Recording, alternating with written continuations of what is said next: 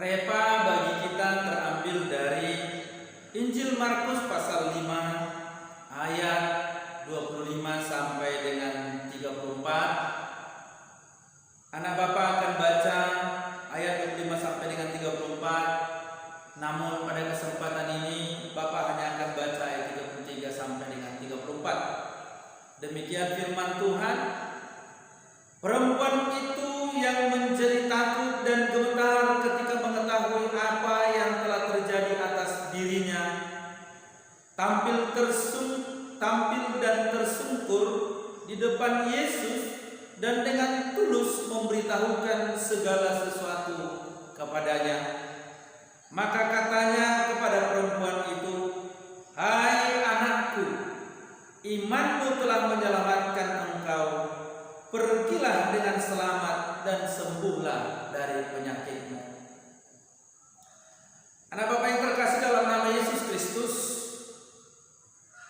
pasal 5 ayat 25 sampai 34 ini berbicara tentang perempuan yang mengalami pendarahan selama 12 tahun.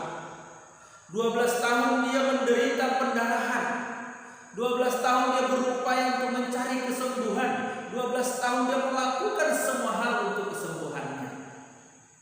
Sampai pada akhirnya dia mendengar tentang Yesus dan akhirnya datang kepada Yesus. Lewat pembacaan firman Tuhan ini saya akan berikan tema bagi kita, yaitu sadar akan kasih Tuhan. Sadar akan kasih Tuhan. Ayat 25 sampai dengan 34 kita akan melihat 3 hal tentang kesadaran akan kasih Tuhan. Kita akan belajar tentang ketiga hal ini. Yang pertama, ayat 34, di sana Yesus menyebutkan tentang perempuan itu sebagai anaknya. Yesus berkata kepada perempuan itu, "Hai anakku." Maka yang pertama yang dapat kita pelajari dari kebenaran firman Tuhan ini tentang sadar akan kasih Tuhan adalah kita dijadikan anaknya. Berarti kita harus sadar bahwa kita telah dijadikan anaknya. Padahal kalau kita lihat sebenarnya masa lalu kita, kalau kita lihat juga masa lalu perempuan ini, sebelum dia disebut oleh Tuhan sebagai anaknya, dia adalah perempuan yang najis. Dengan penyakitnya pendarahan, seharusnya dia tidak boleh datang ke keramaian, dia tidak boleh datang ke pemukiman penduduk, dia harus diungsikan jauh dari pemukiman, jauh dari keramaian, dan tinggal di luar kampung atau di luar kota. Perempuan ini adalah perempuan yang najis oleh dosa. Dia mengalami pendarahan 12 tahun. Kemudian perempuan ini adalah orang yang sudah terjual kepada dosa, sudah ada di bawah kuasa dosa. Bukan saja dari dia, tetapi dari leluhurnya, dari Adam sudah terjual. Perempuan ini juga kalau di mata Tuhan dia sudah mati terhadap Allah. Dia tidak punya kemampuan untuk mengenal Tuhan, dia tidak punya kemampuan untuk berkomunikasi dengan Tuhan. Dia orang yang sudah mati bagi Allah, tapi dia hidup bagi dosa. Terlalu gampang bagi dia untuk berbuat dosa, tapi untuk berbuat yang benar di hadapan Tuhan, dia tidak punya potensi karena dia mati untuk Tuhan, putus hubungan dengan Tuhan. Maka itu artinya kita hari ini sebagai orang yang percaya, kita harus sadar akan kasih Tuhan, bahwa kita telah diangkatnya menjadi anaknya. Kita yang dahulu najis bibir, najis hati, najis pikiran, najis perbuatan, najis perilaku, najis semuanya. Kita najis oleh dosa dan kita sudah terjual kepada dosa. Kita ada di bawah kekuasaan dosa dan kita mati terhadap Allah, kita putus hubungan dengan Allah. Tapi kembali kita disebut anaknya. Dia terima kita apa adanya dan disebutnya kita anaknya. Itu yang pertama. Yang kedua, sadar akan kasih Tuhan pada ayat 27, ayat 28 dan juga nanti ayat 34 dianugerahi iman.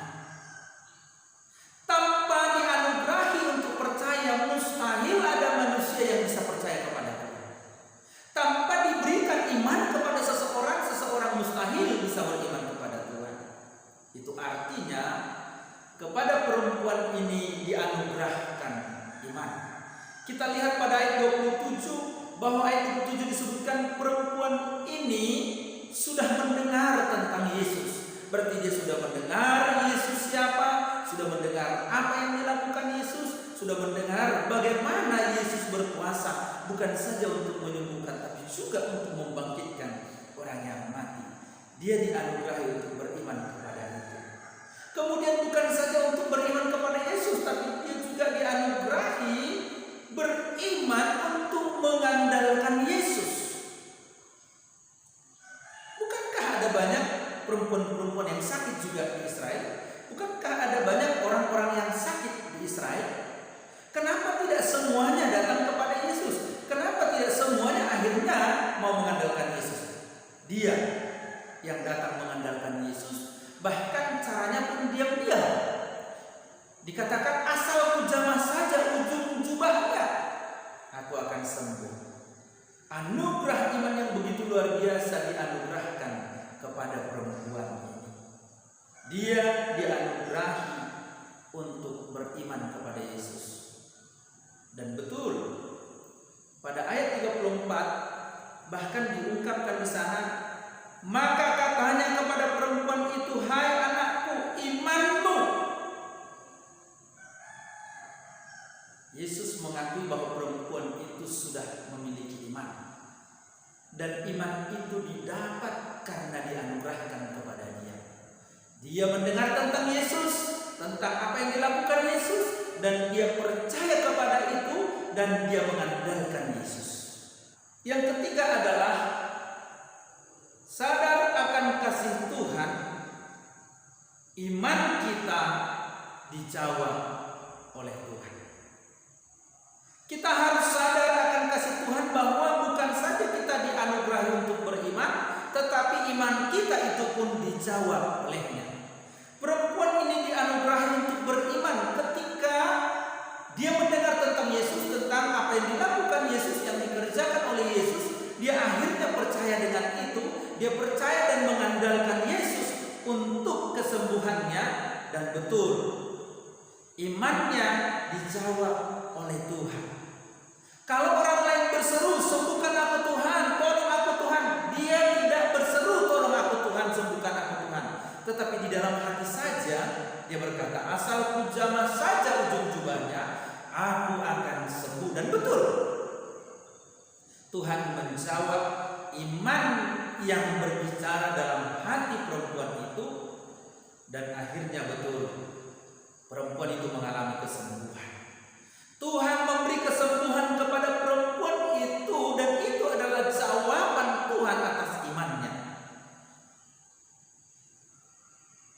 Bukan hanya kesembuhan yang Tuhan anugerahkan, tapi kalau kita baca ayat 34, maka katanya kepada perempuan itu, hai anakku, imanmu telah menyelamatkan engkau. Pergilah dengan selamat dan sembuhlah dari penyakitmu. Artinya, Tuhan menjawab iman perempuan bukan saja untuk kesembuhannya, tapi Tuhan menjawab iman perempuan itu juga untuk memberi keselamatan kepada dia. Anak Bapak yang terkasih dalam nama Yesus Kristus, kita juga telah dianugerahi iman sehingga kita percaya kepada Yesus. Namun ketika kita beriman untuk sesuatu hal dalam hidup kita, yakinlah bahwa Tuhan akan menjawab imanmu kepada Yesus. Apakah engkau mengungkapkan permohonanmu, ataukah di dalam hatimu engkau menyatakannya? Imanmu akan menghasilkan jawaban yang indah. Perempuan ini telah mengalaminya. Oleh karena itu, hendaklah kita semua sadar akan kasih Tuhan, sadar akan kemurahan yang sudah dilimpahkannya kepada kita. Hari ini kebenaran firman Tuhan berseru supaya kita sadar. Amin. Kita berdoa. Tuhan Yesus yang yang baik, terima kasih atas waktu dan kesempatan yang Kau beri kami boleh merenungkan kebenaran firman. Biarlah kami memahaminya, menghidupinya, dan kami betul-betul sadar akan kasih-Mu.